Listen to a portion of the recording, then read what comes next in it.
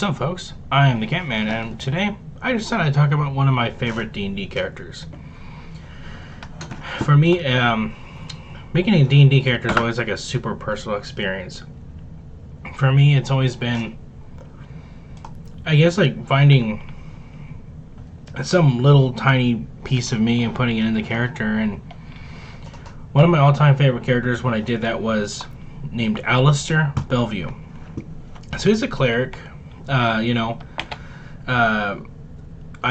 imagined him in the world of Exandria. A lot of our games all of our games take place in Exandria. So his story begins during, so I should probably say that there is spoilers ahead for Campaign 1 of Critical Role. And so basically, Alistair was born in the continent of Asilra, near Vasselheim, but not within the barriers of it. And his parents were very religious in the faith of the Lawbearer. They believed that society prospered because of its ability to band together and have rules and laws and basically that they the strength of immortality was that we would work together and create together. And during the end of Campaign 1, Vecna raises an Earth Titan and uses it to try to trample the city of Vasselheim. Well, Alistair's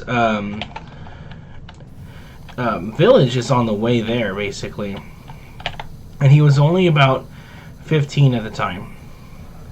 And what happened was his little town was kind of not that important on its own, but essentially it was kind of like the stop for all the trade routes in such a harsh environment.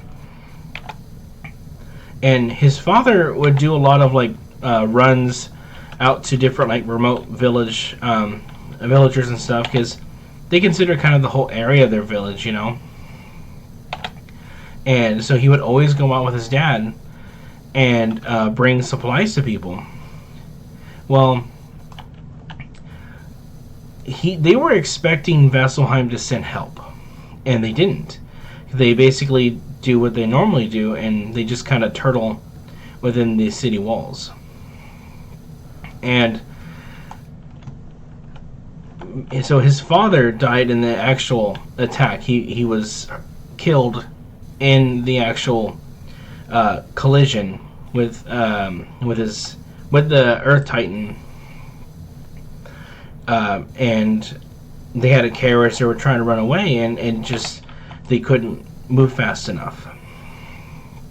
And his mother and sister survived with him, with Alistair, until I would say probably 2 weeks after the initial attack. But being a harsh winter environment, they started to sort of fade away. But there was also, bandits and stuff who realized that in the chaos they could probably exploit that. And so his sister and mother were basically held captive and pretty much died of exposure to the weather and lack of food. And Alistair, in his grief and anguish and anger, went and killed them. And during that time, he kind of started losing faith a little bit with what he thought he believed, and so he slowly made his way back to Vasselheim. And he spoke to the leaders there, and they told him that unfortunately the city deemed it necessary to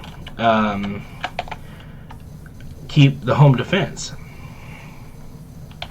And he asked why. Why would you do that? You said we're supposed to band together. He was speaking to his upper clergy, And they basically said that they deemed that it most important to preserve the businesses and the structures, which he found really odd because that's not what he was taught at all. Civilization wasn't the buildings or the farms or anything. It was us. It was the people. And he ended up investigating on his own for the next 3 years or so, from him being a 15-year-old to about when he was 18. And he... Oh, there we go. Oh, I did it on the other side. And he... Oh, grimy.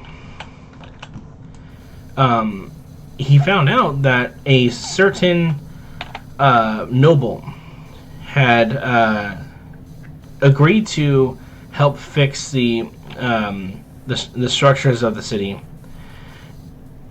only on the condition that all the funds be directed toward the reconstruction of Vasselheim, and not the defense of the outer colonies or the outer civilizations. And Alistair was infuriated because he was like, why? Why would you do that? You told us for years that if anything ever happened that you would look out for us. And it turned out that this nobleman named Lord Shaw had was like a co-conspirator with one of the upper clergymen. Not one of the top people, but basically like a bishop or something, and a couple local people. And Alistair, told his leadership, and they were like, "No, that's not the case. No, that's just normal business practices. We think they wouldn't go behind our backs and do that. They didn't believe him." And it got to the point where he, no matter what he did, doing everything the right way, it just didn't, no one ever listened. And that, in combination with the grief, he just didn't have faith in the cause anymore. And he ended up starting to hear a voice, which was Asmodeus, which is in D&D universe. It's kind of like the devil, but it's not the same as it is in Christian lore. He's kind of he is evil, but he jails the corrupt and the evil. And he basically told Alistair that the rules of morality only seem to matter to those who respect them, and those who don't respect those laws and respect those moral boundaries go to him in the far reaches of the hells below. At first, Alistair didn't really listen too much, because obviously he's always grown up thinking the answer isn't cruelty. But after a time when no one in power was listening to him on what was right and wrong, they were far too interested in what was profitable, he ended up kind of hearing the voice out. And he ended up deciding in his grief to take vengeance upon Lord Shaw and his other 3 conspirators. So it was 4 people. It was a mason who was employed by Lord Shaw, a crime lord who promised to redirect some of the unsavory business away from certain areas, and basically have free reign in other areas, so that way Lord Shaw could say everything that he did was profitable and looked well on paper. And after he did that,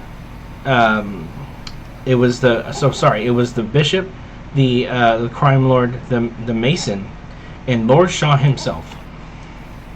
And Lord Shaw was the last, but the crime lord came first. The crime lord was the first one to. Oh, I didn't even know that was a thing to spray. I was just being fidgety. And the crime lord basically ratted out the mason. The mason told him that Lord Shaw had this huge plan. Oh wait, is it not a thing to clean? It is not. Wow, I thought it was.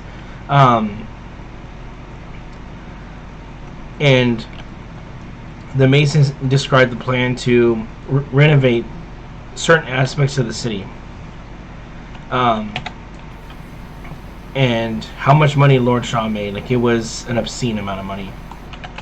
And this infuriated Alistair even more. The crime lord he had killed because it was somebody who he knew for a fact was just this awful person. Like, no ifs, ands, or buts about it. But the Mason was mostly just about, like, unfettered greed. Like, he was going to make a killing off of whatever Shaw was doing. And so, he killed him. Next up was the bishop, who the Mason described as convincing the upper clergy to go about this plan. Like, he was influential in the idea that this is what the church stood for, and that it was important to make investments, and sometimes you have to, like, pick and choose who gets the benefits of society, unfortunately. And they were foolish enough to listen to him.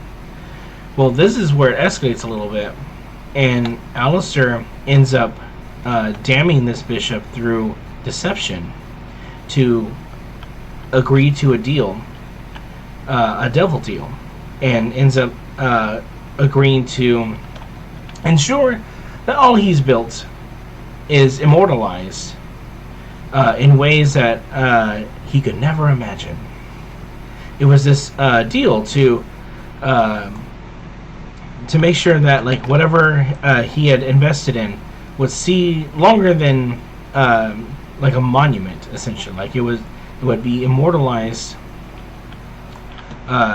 in, like, the culture of the city, or at least he was told. He ended up being basically transported his soul to the 9 hells for what he did, which really pissed off the clergy. And this is where they caught on to Alistair. This is when they kind of realized what was going on. Alistair was trained from a pretty young age to understand, like, negotiation in business and how to talk to people, how to read people's body language, how to hide your own, you know, as a means to get information, like to get the closing of the deal, to you know, figure out, even like with support to local people, like he would understand more given this training. But Alistair was starting to use it for his own personal crusade to destroy whoever was involved in these plans. And after the bishop, he went for Shaw. And Shaw was not somebody with powers or somebody with abilities like Alistair. He was just a normal elderly man with, you know, damn near infinite money. And at that point, Alistair realized it wasn't just like his village who suffered. Vasselheim itself was not being rebuilt in ways that the city promised. And Shaw was making so much money, he had no idea what to do with it. And with with that like accumulation of wealth, it was obviously coming from somewhere, and they were taking, basically taking like a tithe in a way, and like taking it from places that were not being rebuilt, but telling them like, yeah, you in order to have your area replenished, you need to contribute. Society pays in together, which it does. It's important to do that. But it was this corruption of that idea. And Lord Shaw didn't waver. Like when when Alistair infiltrated his home and told him he was doing this, going around and trying to figure out what we could do. He basically lied and said like, "Oh yeah, we're here to help decide the next step of the plan. The church sent me."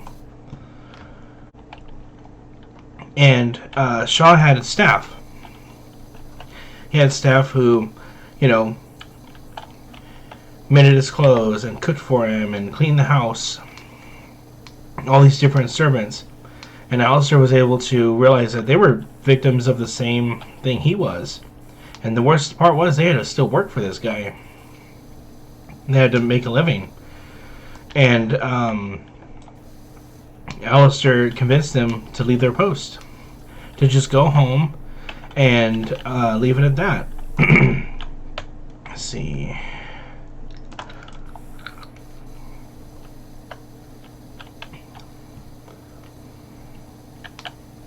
And so, in that moment, Lord Shaw realized that he was alone. There was nobody there in the home, which was odd. It was usually bustling with different people, different servants, people weighing on him hand and foot. And at that moment, no one was around. And Alistair told him that he knew what he had done. He knew that whatever had transpired was a plan that he had from the very beginning. And Lord Shaw kind of laughed in his face, which made the situation much, much worse. It was one of those situations where normally you kind of keep your cool, and it just triggered something in Alistair where he was like, it was less of like a business situation, like this is what I'm supposed to do the right thing, even though the other stuff wasn't really the right thing. It was just kind of like a diluted idea of like things were, someone was like wronging him and mostly loved in society, and it became, oh, you're not going to listen to me, you're going to do that? Fine. And so he used the spell Inflict Wounds and put his hand very slowly through Lord Shaw's chest. And it was in this moment that Alistair kind of, he really realized where there was no going back. There was no justice to be had. This was all vengeance. That's all it really ever was. And that was the moment he realized that he wasn't who he originally was anymore. He let all his pain and suffering destroy who he was. And that's why I kind of really wanted to showcase the dangers of being like really like passionate about that kind of thing.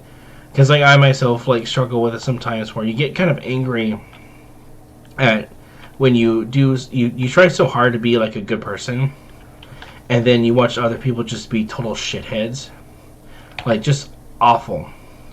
Like, it's like you spend so long trying your best to be decent, and you can watch someone come along and just like kick it all away. And that's the way kind of Alistair felt, was like all these people, his dad, his mom, he had a little sister, who died in the attack that, didn't do anything wrong, just was there, and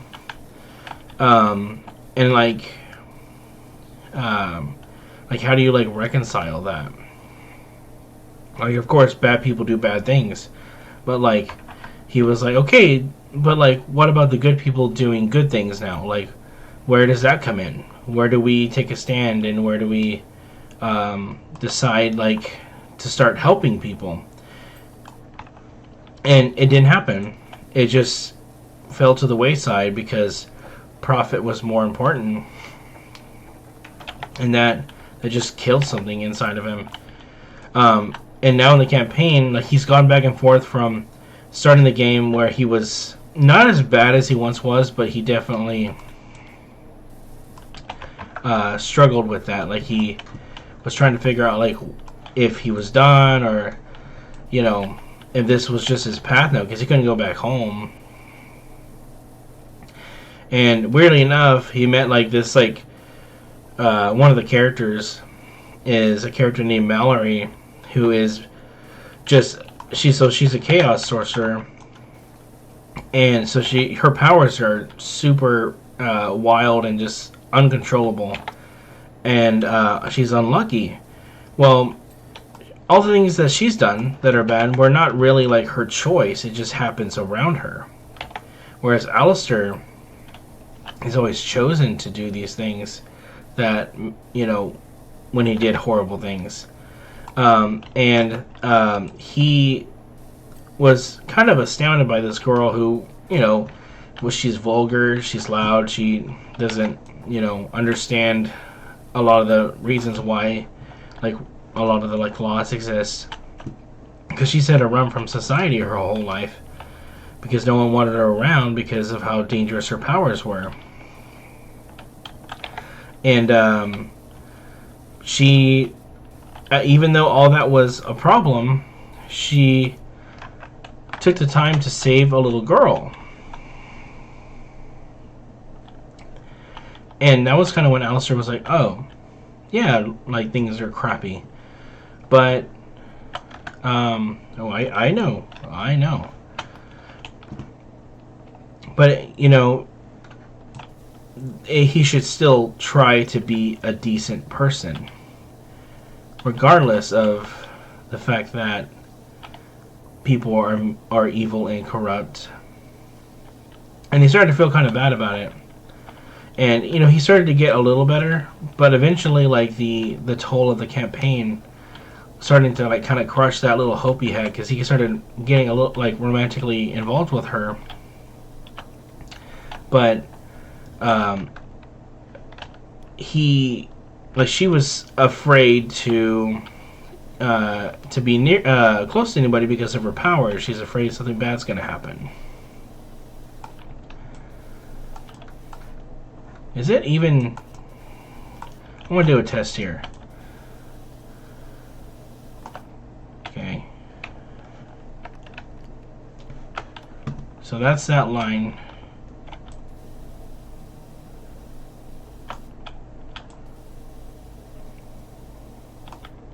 I mean, it does do it. Alright, well, it's not like it completely gets it out anyways, even with the regular spray. But because of that, in combination, I guess his sister gets brought back from the dead and is accelerated to a regular, or her would-be age. He starts to really be unsure of what any of this means, because he stepped away from Asmodeus, but also he's still not 100% sold on the Lawbearer with everything going on. So he's kind of losing faith in a way, because it's hard when you're not quite sure what you believe anymore. That's pretty rough.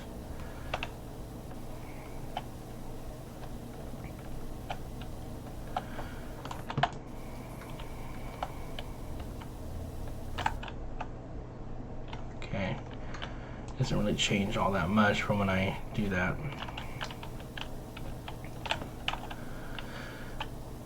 So yeah, it's been a really fun ride. I'm not even really sure how his story is going to end, because his sister was brought back from the dead to kind of stop him from, being this horrible being, but she was brought back by the main antagonist, as far as we know, a being called Fate.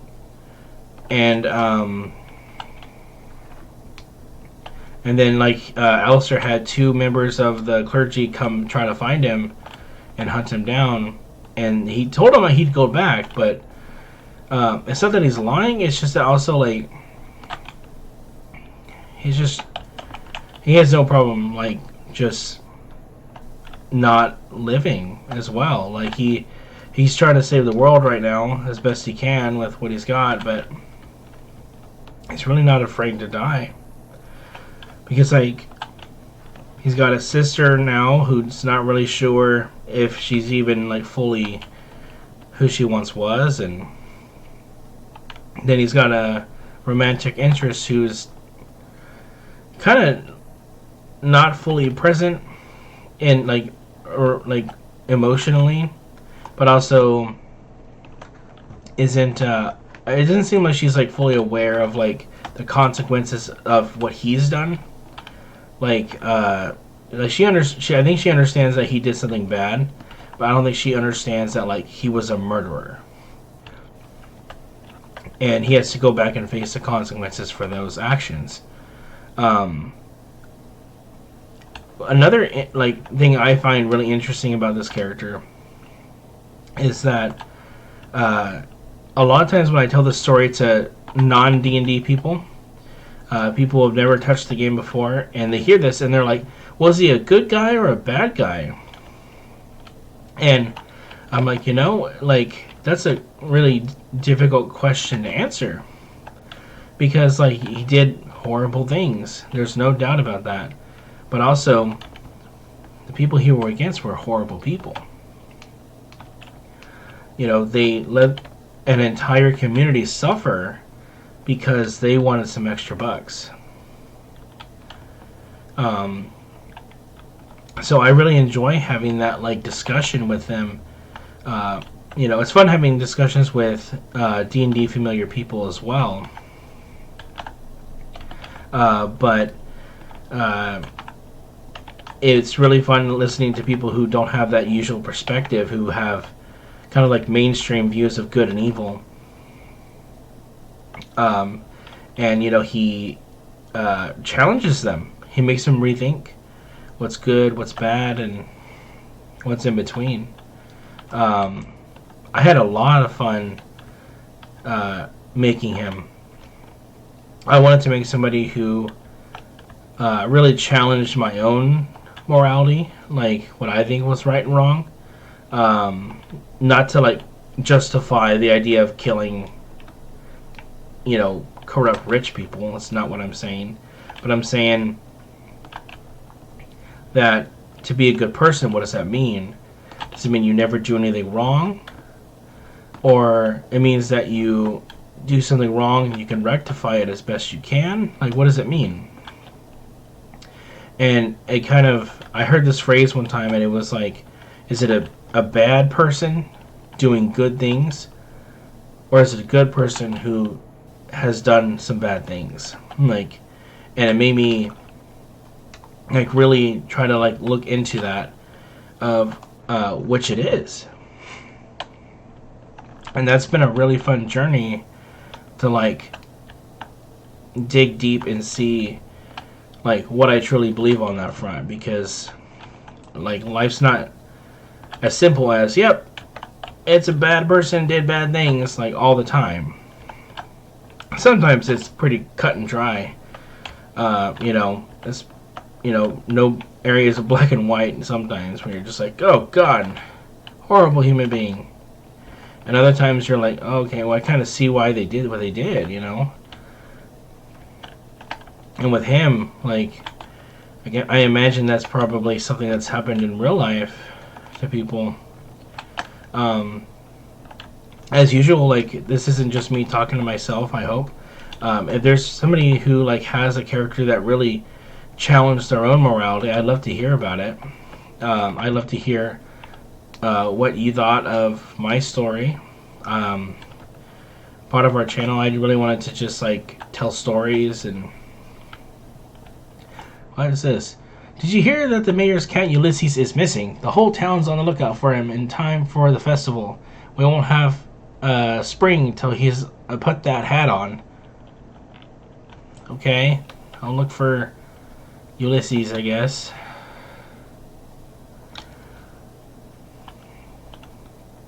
I'm kind of busy cleaning your park, because it looks like all the kids in your neighborhood decided to put their feet in soot and run all over this thing.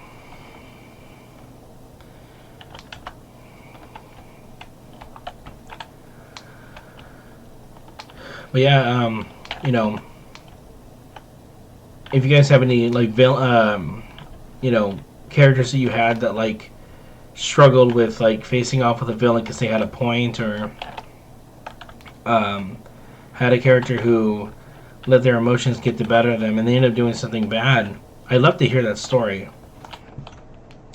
One of my favorite things about being a fan of D&D is when you see someone or you meet someone who has played, and they'll tell you like a story of like their game of like, and you go on for like 45 minutes about one instance, about something they did with their character, and you're just like enthralled with, you know, their choices.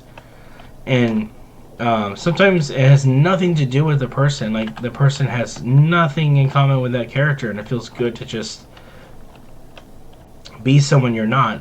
But then other times, like it helps them like work out their own view on everything.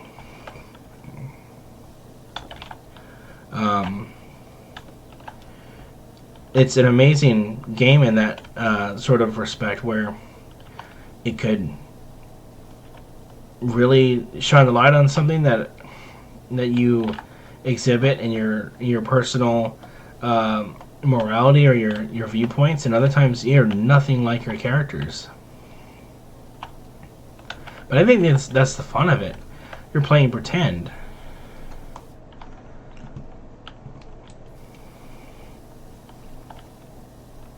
And like, you know, everyone told us when we were kids, use your imagination.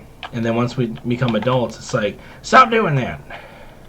Read the paper and watch sports. Like, they don't, you know, they discourage the idea of imagination because all of a sudden it's a children's thing. But I think imagination challenges our being. I'm going to try to go back to this one, or because I feel like that one's just not really digging into the carpet here, if you know what I mean. If you catch my drift. I'm not being dirty, I'm just being silly.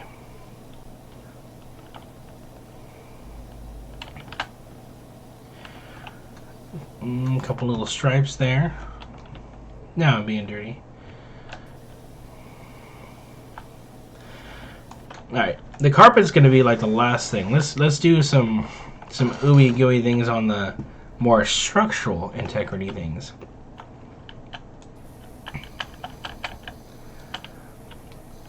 I think what's also interesting is BrokenMythos, the other host on the channel, uses Alistair in his Wednesday game as like kind of like an NPC for a magical school.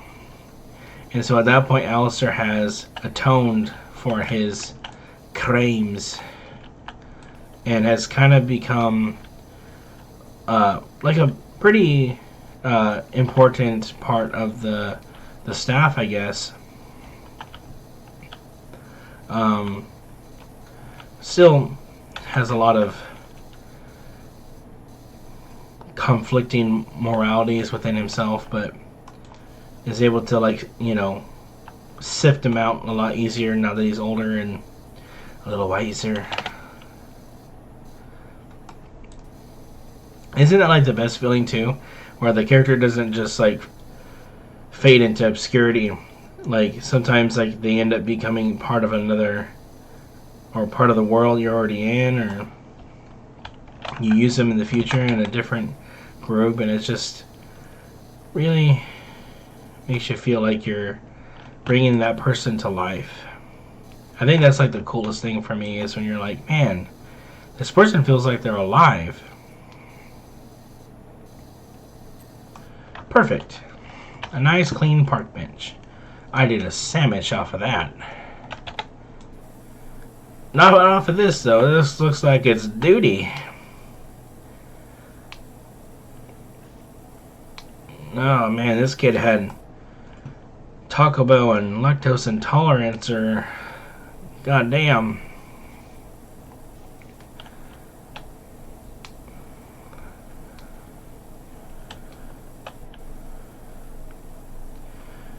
Someone's got to take this kid to the hospital. This is all one child, just one poor child who just blew the edges off the cup, so to speak.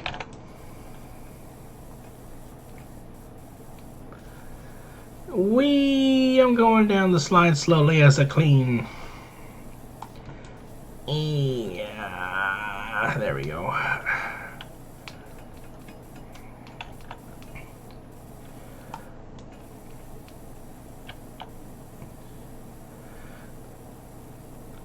In all the playthroughs that I've seen of this game, there's always those moments where you just kind of zone out and you're like, the person who's playing is just like gently going back and forth and enjoying their time.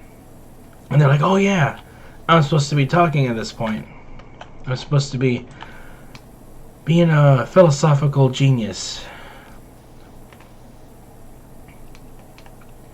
But in reality, we're just having a good time cleaning up Purple Dinosaur of his affliction of children's poop.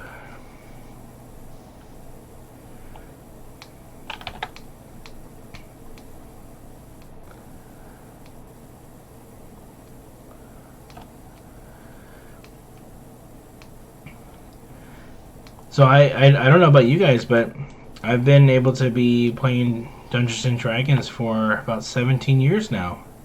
That's a wild number to throw out there.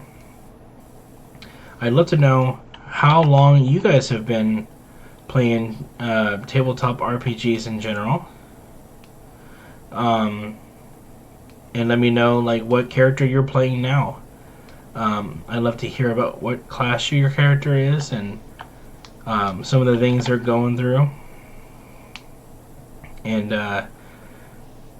you know what would be fun if you guys tell me like what parts would they disagree with Alistair and what parts they may agree with him. That's an interesting thought. You know, to let me know where you would differ, both as your character and you. It's a good thought experiment to discuss the morality of the things that I had presented today.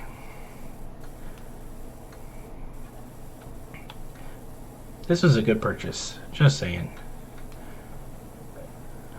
Good fun. Is this even coming off? How am I supposed to get down here? Am I get down here and get his groin area?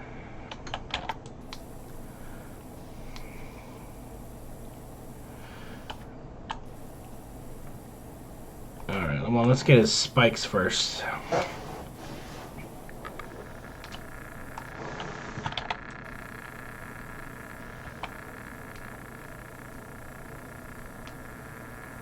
I know a lot of people are probably like, why the hell are you playing a game where you pressure wash? And it's like, you know what, man? You play games where you play as somebody else who kick a ball around. You watch TV and you watch a guy kick a ball around and cheer him on, which is great. I'm glad you have your hobby. Now let me wash a goddamn dinosaur.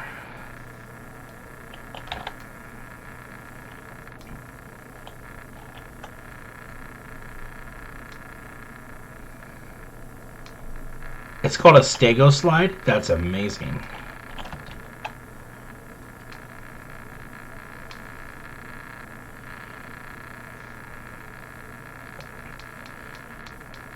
There we go. Nice and clean.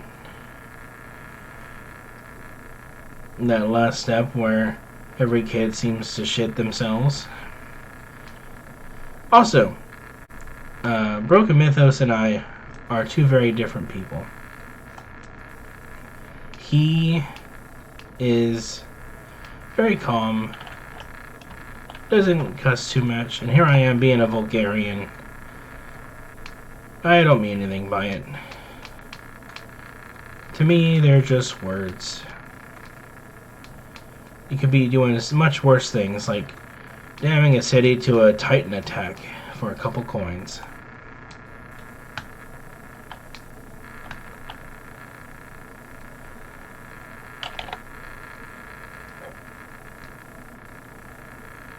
There we are. Almost done with this stego slide.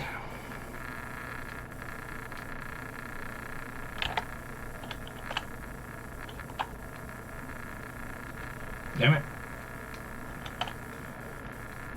Okay. So I think I got just this one big dirty hump.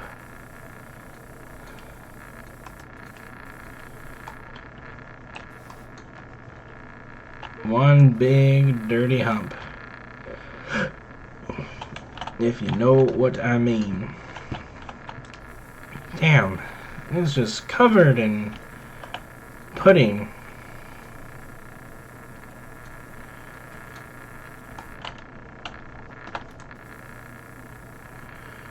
It's not doing too bad. A little white arc, I guess.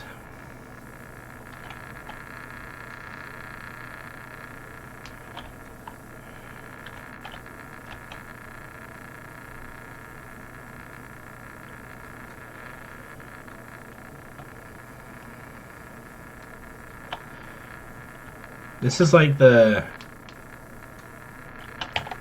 industrial version of what Bob Ross does. Where it's just like, everybody needs a bath. Everybody gets a little dirty sometimes. You just need to spray off all the gunk and start over the next day. Everybody gets dirty. Everybody needs a spray down.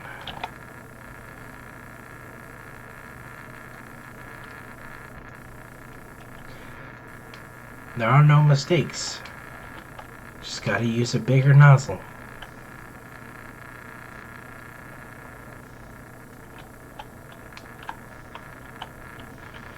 We take our time. Clean this fella until he feels shiny new.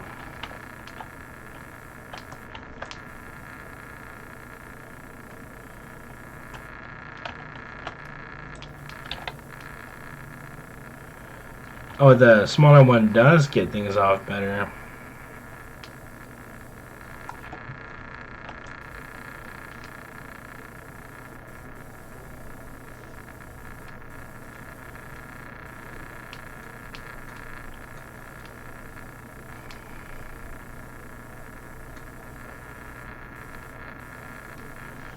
There we are, get your feet. Can't get all the grimy peats off.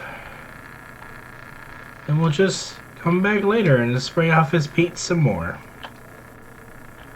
Oh, I didn't even notice I didn't get his tail.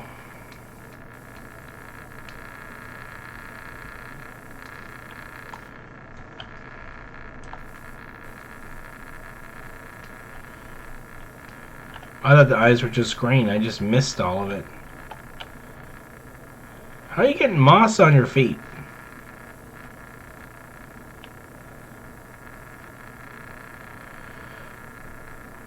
Gotta get them armpits.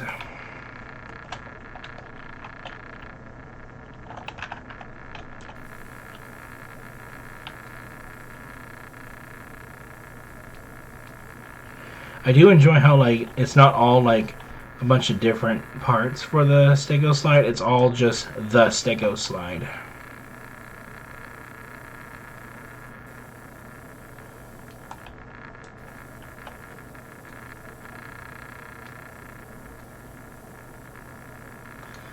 he deserves his own name.